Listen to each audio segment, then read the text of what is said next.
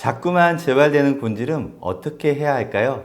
이 영상을 끝까지 보신 후에 현명하게 판단하시면 좋겠습니다.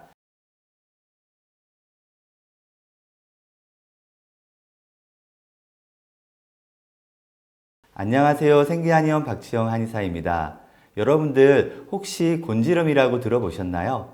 곤지름은 성기 부위에 생기는 사마귀입니다. 성기 사마귀, 생식기 사마귀라고도 부르고 영어로는 콘딜로마라고 합니다. 인유두종 바이러스라는 바이러스에 의해 발생하게 됩니다. 영어로는 휴먼 파필로마 바이러스, HPV라고 합니다. 바이러스 이름에서 알 수 있듯이 작은 돌기 모양이거나 작은 돌기들이 서로 합쳐져 있는 컬리플라워 모양이나 닭벼슬 모양입니다. 곤지름은 여성에게는 자궁경부암을 일으킬 수 있고 교차 감염으로 다른 사람에게 퍼질 수 있으므로 치료와 관리가 무척 중요합니다. 바이러스로 인한 질환인 만큼 피부와 피부의 접촉에 의해서 전염이 되는 경우가 대부분입니다. 가장 많은 전파 경로는 직접적인 성접촉입니다. 곤지름이 성병으로 분류되기 때문에 진단을 받으시면 심리적으로 무척 위축됩니다. 하지만 곤지름은 성적인 접촉으로만 감염되는 것이 아니고 간접적인 접촉으로도 감염이 가능한 사마귀 피부 질환입니다. 곤지름은 아무래도 민감한 부위에 발생하기 때문에 병원을 늦게 찾는 경우가 많습니다. 하지만 초기에 발견하자마자 바로 면역 치료를 시작한다면 더 빠른 시간 안에 뿌리 뽑을 수 있습니다. 곤지름은 면역 치료가 정말 잘 됩니다. 그리고 재발도 정말 안 됩니다. 그래서 곤지름의 면역 치료에 대해서 자세하게 설명드리겠습니다. 먼저 첫 번째 영상은 곤지름 부위에 뜸을 시술하는 영상입니다. 뜸은 사마귀 바이러스를 강한 열 자극으로 파괴하는 효과가 있습니다. 뜸의 주 재료인 쑥은 항바이러스 효과가 무척 뛰어납니다. 그리고 두 번째 영상은 곤지름 부위에 약침을 시술하는 영상입니다. 약침은 한약액을 추출하여 마치 침처럼 곤지름 부위에 직접 주입하는 것입니다. 강력한 항바이러스 효과를 가지는 한약액을 추출해서 만들게 됩니다. 그리고 마지막 세 번째 영상은 곤지름 부위에 침을 시술하는 것입니다. 곤지름 부위에 직접 침을 시술하면 국소적인 면역 반응을 활성화시킬 수 있습니다. 이러한 면역 치료는 곤지름이 발생한 부위에 강력한 면역 작용을 일으키는 치료입니다. 사진에서 보시는 것처럼 바이러스에 손상된 피부세포를 탈락시키고 정상적인 피부세포가 자라나게 되는 치료입니다. 바이러스를 제거하기 때문에 완치율이 높고 재발률이 낮다는 특징이 있습니다. 자꾸만 재발하는 곤지름으로 고생하시는 분들은 면역 치료를 꼭 기억하시면 좋겠습니다. 그리고 곤지름에 도움이 되는 홈케어 방법을 설명드리겠습니다.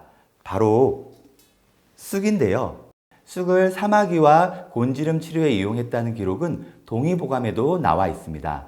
400년 전부터 쑥을 사용해 왔고 그만큼 오랜 기간 검증이 되었다는 이야기입니다. 이처럼 쑥을 입욕제로 활용해서 좌욕을 15분에서 30분 정도 매일 해주시면 좋습니다. 좌욕할 때 물의 온도는 38도에서 40도 정도로 따뜻하게 하시면 좋겠습니다.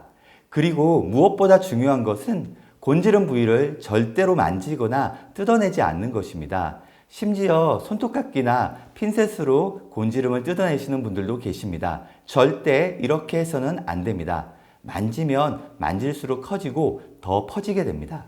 꼭 기억하시면 좋겠습니다.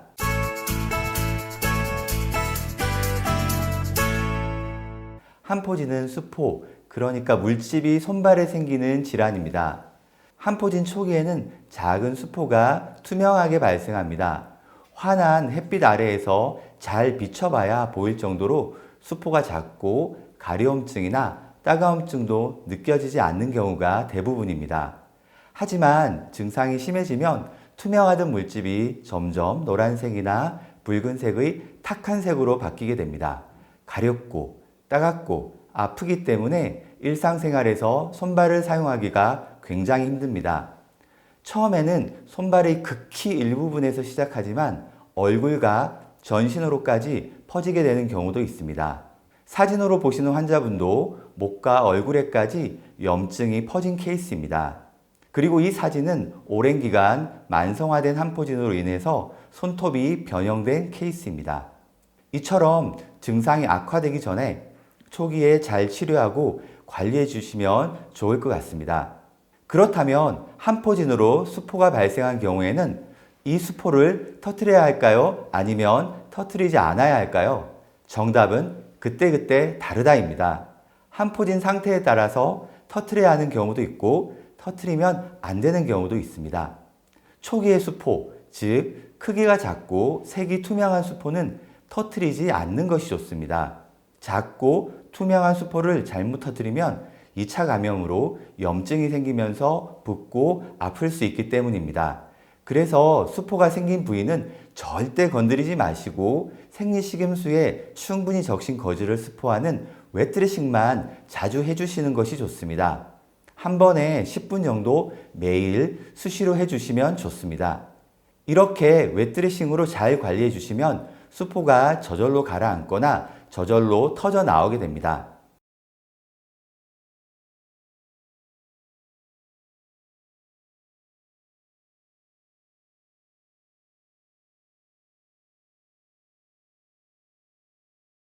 그렇다면 한포진 수포를 터뜨려야 하는 경우는 어떤 경우일까요?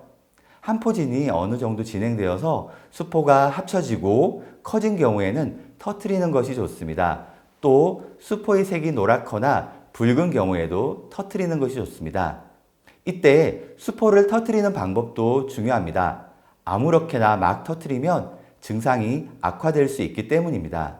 물론 의료기관에서 안전하게 터뜨리는 것이 가장 좋겠지만 집에서 직접 터뜨릴 수 있는 방법을 알려드리겠습니다. 수포를 터뜨릴 때는 일회용 란셋을 이용하는 것이 가장 안전합니다.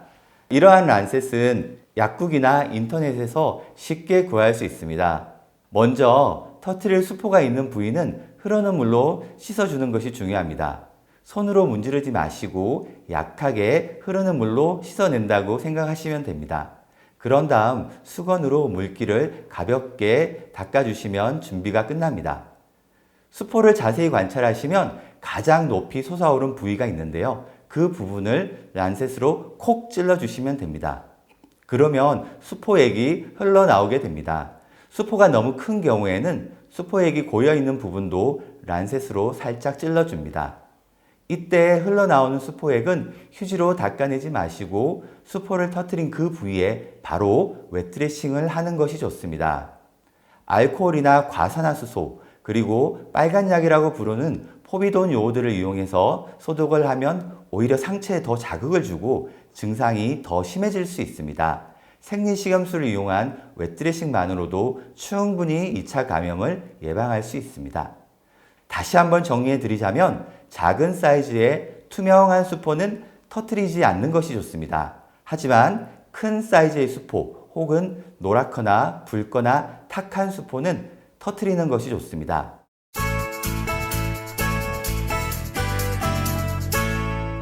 두드러기의 한 종류인 콜린성 두드러기에 대해서 설명을 드리겠습니다. 콜린성 두드러기는 내 몸의 신부 체온이 올라갈 때 발생하는 두드러기입니다. 보통의 두드러기에서는 가려움증이 많이 발생하는데요. 콜린성 두드러기는 가려움보다는 따가움이 발생합니다. 바늘로 찌르듯이 따끔따끔하거나 소름 끼치듯이 따갑다고 표현을 하십니다. 그리고 피부에는 붉은색의 짜잘한 팽진이나 발진이 나타나게 됩니다. 좁쌀 모양이거나 땀띠 모양으로 피부에 자잘하게 증상이 올라옵니다.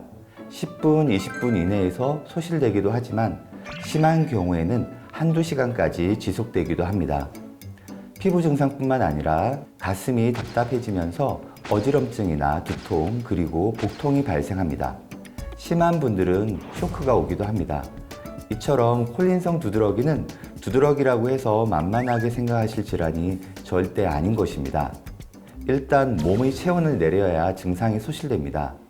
그래서 오랜 기간 콜린성 두드러기로 고생하신 분들은 두드러기를 조절하는 나름의 노하우를 가지고 계신 분들이 많습니다. 일상생활에서 최대한 조절하면서 생활을 하는 것도 중요하지만 근본적으로 개선하는 것이 무엇보다 중요합니다. 그래서 이번 영상에서는 콜린성 두드러기를 개선하는 방법에 대해서 설명드리도록 하겠습니다.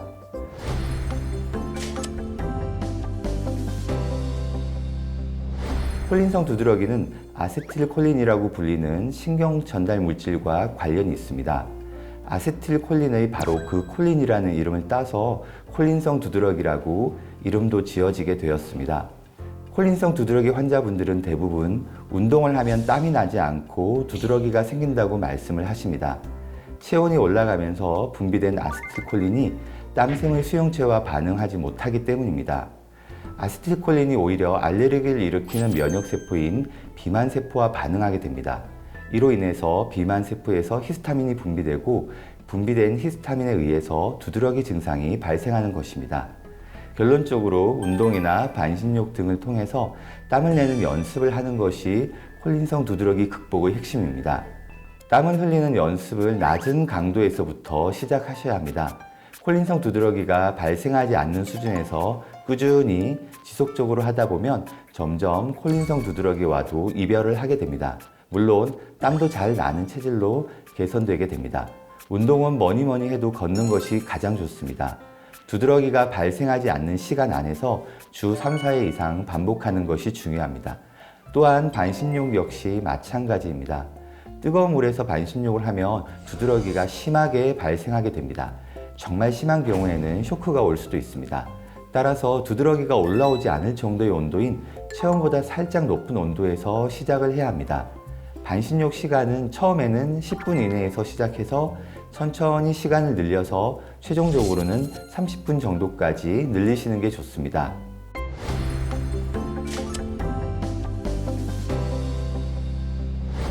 콜린성 두드러기로 고생하시는 분들이라면 한 번쯤은 알레르기 검사를 해보신 경험이 있을 겁니다. 그런데 심한 콜린성 두드러기를 앓고 있지만 알레르기 검사에서는 이상이 없는 분들이 꽤 많습니다. 그렇다면 알레르기 검사에서 이상이 없는 분들은 식이 조절이 필요하지 않을까요? 그렇지 않습니다. 콜린성 두드러기를 앓고 계신 분들은 식이 조절이 반드시 필요합니다. 알레르기 검사에는 이상이 없어도 장 누수 증후군을 앓고 계신 분들이 많습니다. 술은 말할 것도 없고 밀가루 음식, 가공식품, 매운 음식, 단 음식, 찬 음식 등을 최대한 피하셔야 합니다. 무엇보다 한식과 채식 위주의 식단이 좋습니다. 만성적인 콜린성 두드러기로 고생하시는 분들은 이번 영상에서 알려드린 방법을 잘 활용하셨으면 좋겠습니다.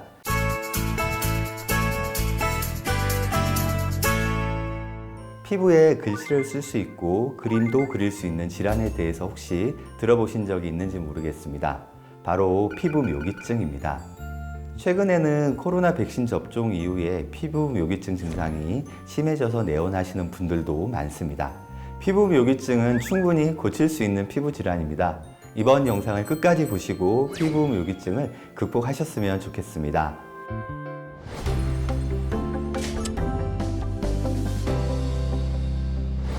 피부 묘기증은 일정한 압력 이상으로 피부를 긁거나 자극하게 되면 해당 부위가 붉게 부풀어 오르는 질환입니다. 두 가지로 분류하게 되는데요. 단순 피부 묘기증과 증상성 피부 묘기증입니다. 단순 피부 묘기증은 가려움증은 발생하지 않고 단순히 붉어지면서 부풀어 오르기만 합니다. 그에 반해서 증상성 피부 묘기증은 가려움증이나 따가움증이 발생하는 피부 묘기증입니다.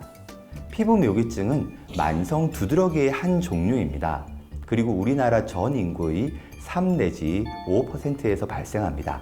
인구 100명당 3명에서 5명꼴로 발생하는 비교적 흔한 피부 질환입니다. 저는 개인적으로 두드러기의 끝판왕, 두드러기의 최종 종착지라고 환자분들께 설명을 드리고 있습니다. 피부 묘기증은 알레르기 반응으로 피부 면역 시스템의 이상과 혼돈이 발생 원인이라고 말씀드릴 수 있습니다. 일반인들에게는 전혀 문제가 되지 않는 피부 자극이지만 피부 묘기증 환자분들께는 굉장히 강한 자극으로 인식되고 반응하는 것입니다. 피부의 모세혈관이 과도하게 확장되면서 가려움증을 유발하는 히스타민이 대량으로 분비되면서 이런 증상이 발생하게 되는데요. 이해하시기 쉽게 예를 들어 설명해 보겠습니다. 만약 지금 가벼운 바람이 불고 있다고 가정을 해보겠습니다. 정상적인 피부 면역 시스템을 가진 사람들에게는 그저 시원한 바람으로 느껴지는 가벼운 바람입니다. 그러나 피부 묘기증 환자분들의 피부에는 마치 태풍처럼 느껴지게 작용한다는 것입니다. 진료받으신 환자분들 중에는 볼펜을 쥐기만 해도 피부 묘기증이 발생하는 분들도 계셨습니다. 이런 분들은 정말 일상생활이 힘들고 괴로울 겁니다. 피부 묘기증 환자분들이 제일 궁금해하시는 부분이 바로 피부 묘기증이 나을 수 있는가에 대한 부분입니다. 오랜 기간 이 병원 저 병원을 전전하다가 자포자기하고 그냥 지내시는 분들이 정말 많습니다. 하지만 피부 묘기증은 충분히 고칠 수 있고 정상 피부로 회복이 가능하다는 점을 강조드리고 싶습니다. 물론 회복되는 속도와 기간은 개개인마다 차이가 있겠습니다만은 어쨌든 충분히 극복 가능하다는 것을 강조드리고 싶습니다.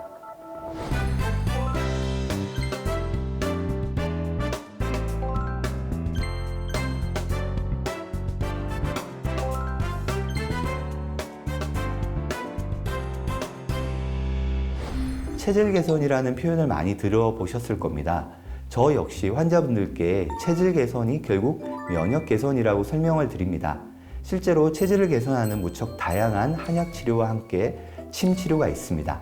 하지만 영상을 보시는 분들 중에는 시간적으로, 경제적으로 이러한 체질 개선 치료를 받기 힘든 분들이 계실 겁니다. 그래서 집에서도 피부 묘기증을 개선하고 관리할 수 있는 그런 내용을 설명드려 보겠습니다. 원활하게 땀을 배출하는 것이 피부 묘기증 치료의 핵심입니다. 하지만 이때 반드시 땀을 내는 훈련을 낮은 강도에서부터 시작을 하셔야 합니다. 가려움증이 발생하지 않는 적당한 수준에서 꾸준히 반복하다 보면 땀이 원활하게 잘 나면서 피부 묘기증을 극복할 수 있습니다.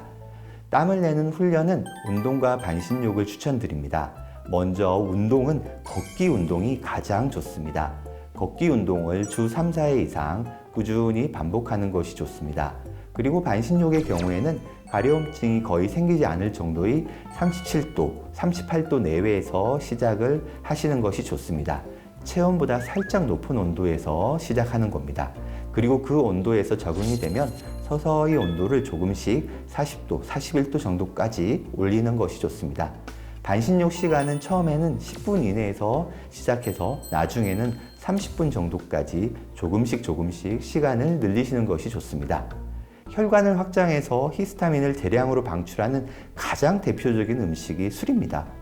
금주를 하는 것이 좋겠지만 현실적으로 불가능하다면 절주를 하시는 것을 추천드립니다.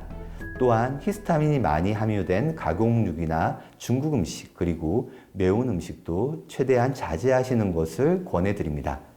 알레르기 반응에서 이상이 없더라도 음식 관리가 꼭 필요하다는 사실도 함께 강조를 드리겠습니다. 이번 영상에서는 피부 묘기증에 대해서 말씀드렸습니다. 피부 묘기증은 충분히 극복 가능하다는 점을 꼭 기억하셨으면 좋겠습니다.